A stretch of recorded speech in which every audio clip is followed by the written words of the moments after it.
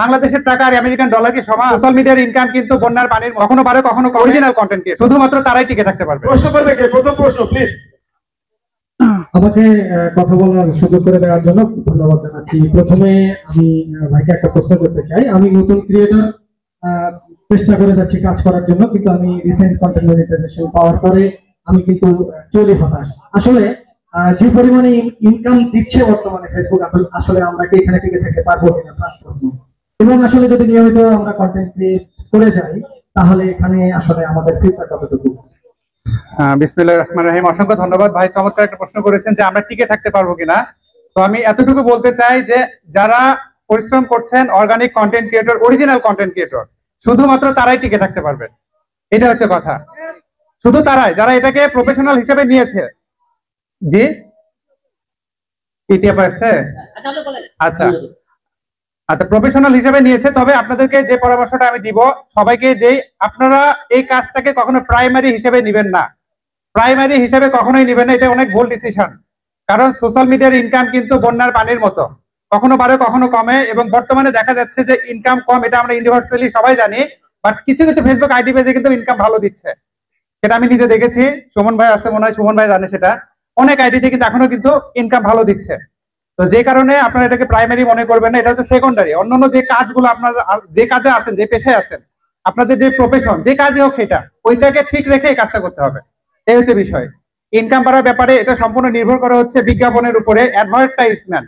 আমরা জানি Facebook Meta আমাদেরকে কিসের ভিত্তিতে টাকাগুলো দেয়, এটা আমাদের জানতে হবে। আমরা যদি এর ইনসাইটটা না জানি, শুধু বলি যে ইনকাম বাড়াবে কিনা বাড়াবে কিনা, ইনকামটা কমলো কেন, সেটা কিন্তু আমরা আপনাদেরকে যদি প্রশ্ন করি আপনারা বলতে পারবেন? কেউ পারবেন না। কেন কমলো বলেন? ইনকামটা কমার পেছনে কারণ হচ্ছে বিজ্ঞাপন। এখনো পর্যন্ত ফেসবুকে কিন্তু অ্যাড চলে। অ্যাড যদি না চলতো তাহলে কিন্তু কোনরূপ ইনকাম ফেসবুক দিত না। দেখবেন অ্যাডটা এখন কি সিস্টেমে চলে, প্রশ্ন করতে পারেন যে ভাই অ্যাড যদি চলে তাহলে আমি একটা ফটো দিচ্ছি, ফটো থেকে কিভাবে ইনকাম হচ্ছে? আমি একটা স্টোরি দিচ্ছি, স্টোরি থেকে কিভাবে ইনকাম হচ্ছে? এটা প্রশ্ন আসে না মাথায়?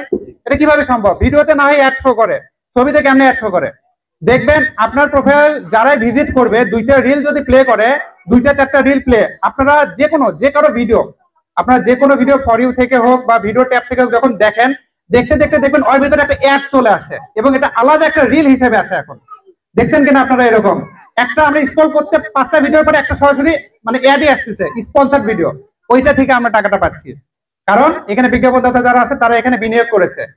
এই হচ্ছে বিষয়। আরেকটা বিষয় হচ্ছে ডলারের ব্যাপার আছে। যেহেতু অ্যাড চালাতে গেলে আমরা আমাদের টার্গেট থেকে আমরা বাংলাদেশি কন্টেন্ট ক্রিয়েটর বাংলাদেশকে বেশি প্রাধান্য দিচ্ছি, এটা খুবই স্বাভাবিক। আমার ধরেন বাংলাদেশে হয়তো 70% আমার ফলোয়ার আছে, বাকি 30% দেশের বাইরে।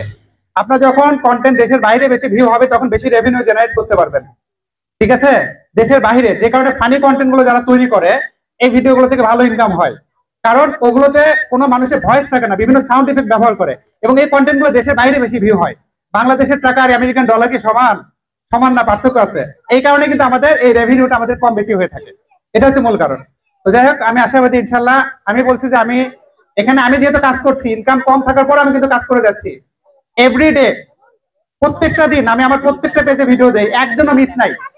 আপনি জানেন সেটা, ঠিক আছে? কেন? যে আমি আশায় আছি ইনশাল্লাহ আর্নিংটা এভারেজ হবে। এভারেজ আর্নিং হলে আমরা সবাই খুশি ইনশাল্লাহ। পরে কোনো প্রশ্ন থাকলে বলতে পারেন।